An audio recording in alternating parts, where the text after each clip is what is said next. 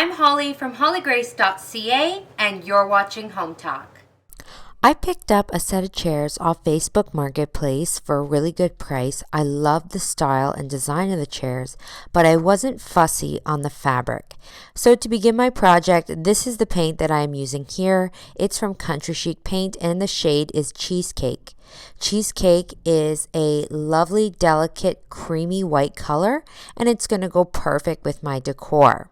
To begin, I'm going to take some painter's tape and I'm going to go around the outside of the fabric, taping off any areas of the chair where I don't want to get paint on.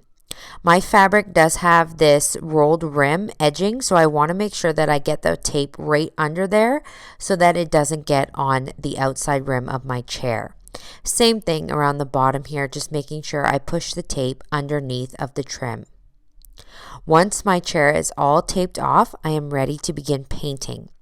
So in order for the paint to seal into the fabric, we do want to dampen the fabric a bit.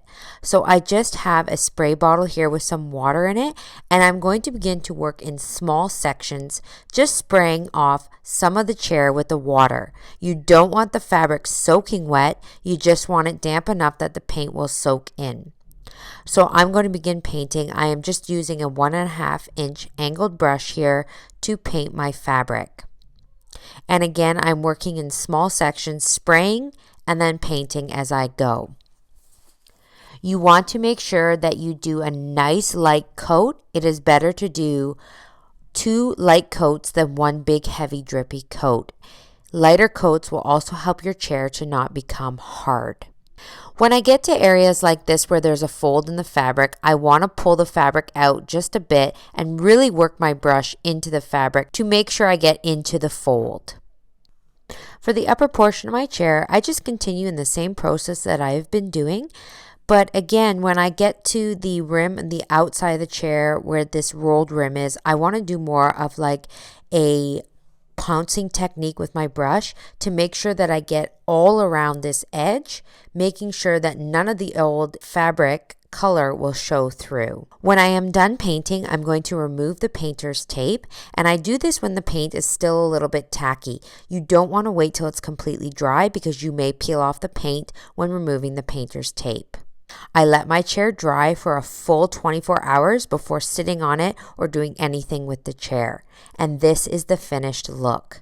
I am so happy with how these chairs turned out, and they now match and suit my decor more than they did before. This is an easy way to update any chair that you have in your home if you're not the best at upholstery.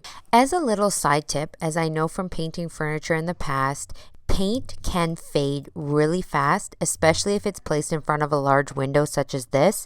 So if you have a window like this in your home and the sun beams through, you do want to make sure that you have a good set of blinds or window coverings to protect the furniture to get the most out of your project. I really hope that you enjoyed this DIY, and I do hope you'll give it a try. Thanks so much for tuning in to Home Talk.